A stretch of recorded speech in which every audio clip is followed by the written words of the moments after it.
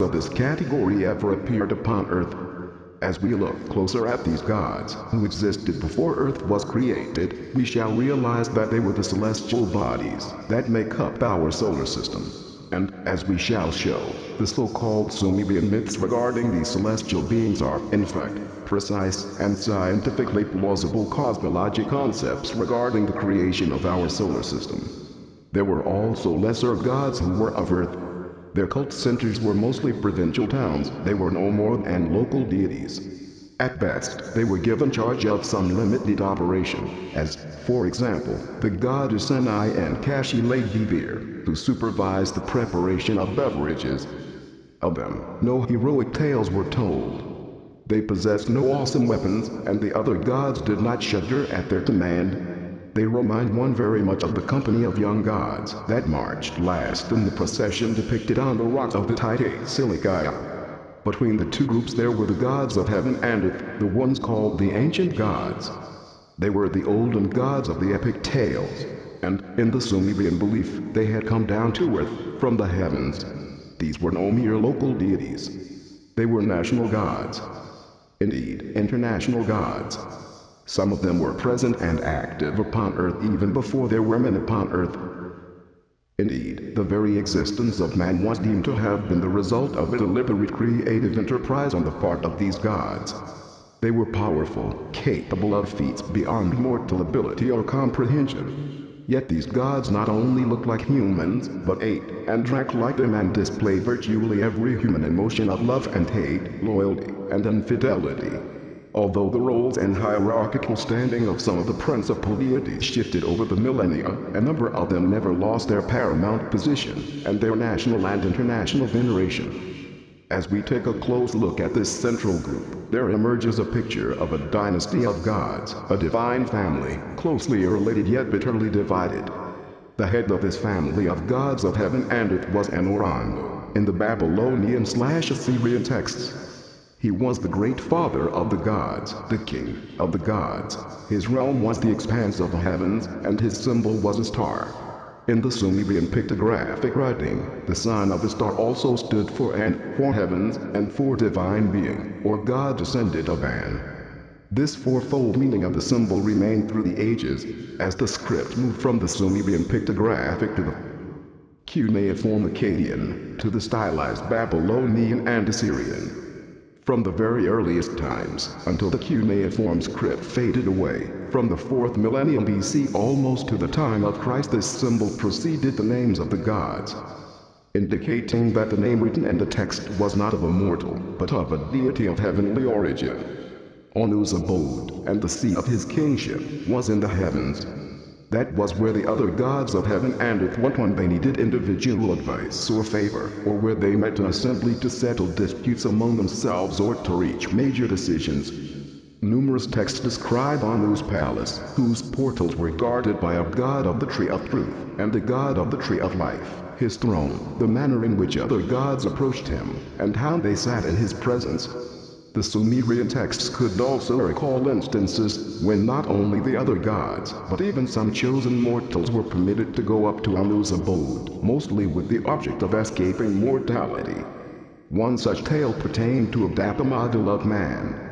He was so perfect and so loyal to the god Ea, who had created him, that Ea arranged for him to be taken to Anu. Ea then described to Adapa what to expect. Adapa, thou art going before Anu, the king, the road to heaven thou wilt take. When to heaven thou hast ascended, and hast approached the gate of Anu, the bearer of life, and the grower of truth, at the gate of Anu will be standing. Guided by his creator, Adapa to heaven went up, ascended to heaven, and approached the gate of Anu.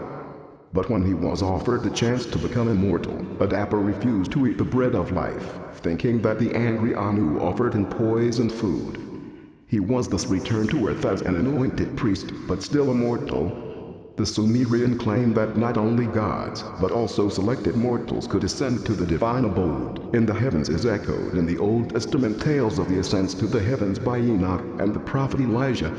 Though Anu lived in a heavenly abode, the Sumerian texts reported instances when he came down to earth, either at times of great crisis or on ceremonial visits, when he was accompanied by his spouse Anu, or at least once to make his great-granddaughter Anna his consort on earth.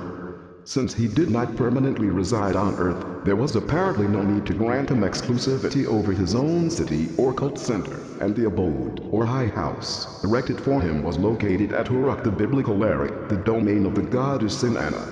The ruins of Uruk include to this day a huge man-made mound, where archaeologists have found evidence of the construction and reconstruction of a high temple, the Temple of Anu. No less than 18 straight or distinct phases were discovered there, indicating the existence of compelling reasons to maintain the temple at that sacred site. The Temple of Anu was called the Anna House of An.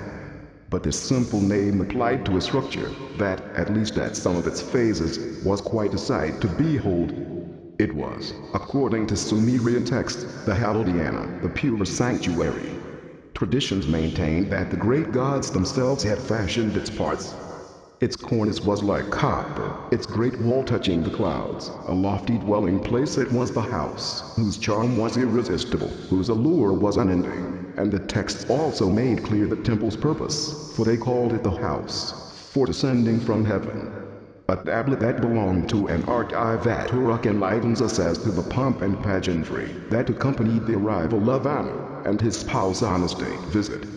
Because of damage to the tablet, we can read of the ceremonies only from some midpoint, when Amy and Antu were already seated in the temple's courtyard.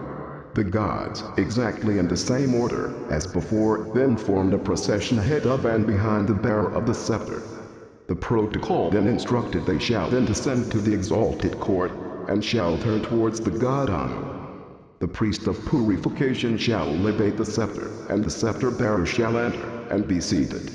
The deities Popsukal, Musku, and Shala shall then be seated in the court of the god Anu. Meanwhile, the goddesses, the divine offspring of Anu, Uruk's divine daughters, bore a second object, whose name or purpose are unclear, to the Enir, the house of the golden bed of the goddess Antu. Then they returned in a procession to the courtyard, to the place where Antu was seated.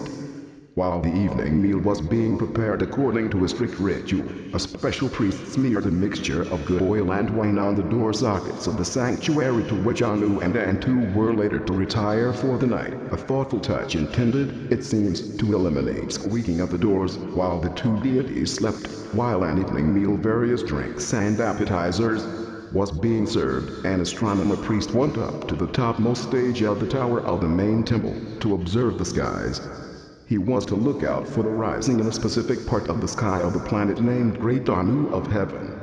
Thereupon, he was to recite the compositions named to the one who grows bright, the heavenly planet of the Lord Anu, and the Creator's image has risen. Once the planet had been sighted, and the poems recited, Anu and Antu washed their hands with water out of a golden basin, and the first part of the feast began.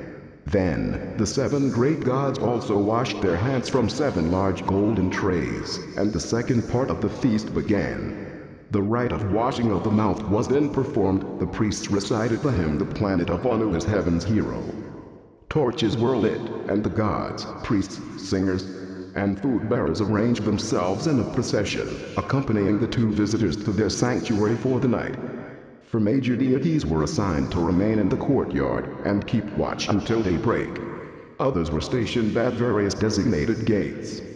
Meanwhile, the whole country was to light up and celebrate the presence of the 2 divine visitors. On a signal from the main temple, the priests of all the other temples of Uruk were to use torches to start bonfires, and the priests in other cities, seeing the bonfires at Uruk, were to do likewise. Then the people of the land shall light fires in their homes, and shall offer banquets to all the gods. The guards of the city shall light fires in the streets and in the squares. The departure of the 2 great gods was also planned, not only to the day, but to the minute. On the 17th day, 40 minutes after sunrise, the gate shall be opened before the gods Anu and Antu, bringing to an end their overnight stay. While the end of this tablet has broken off, another text in all probability describes the departure, the morning meal, the incantations, the handshakes, grasping of the hands by the other gods. The great gods were then carried to their point of departure on throne like litters carried down the shoulders of temple functionaries. An Assyrian